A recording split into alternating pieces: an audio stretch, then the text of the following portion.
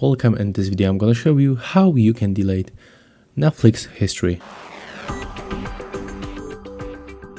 First of all, you have to open the netflix.com website and you have to pick one of the profile and then click on the right upper corner and click to account. Next you have to scroll down and you have to click right here on the profile that you want to remove the history. So click on the arrow and then you have to go for the viewing activity.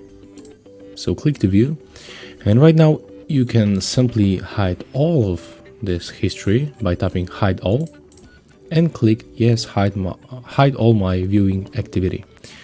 But it takes around 24 hours. You can also do this by tapping on each episode that you watch. So for example, The Office, the first one, and click to hide series, and that's how it looks. That's how we can do this. So remember to leave a like, comment and subscribe to our channel.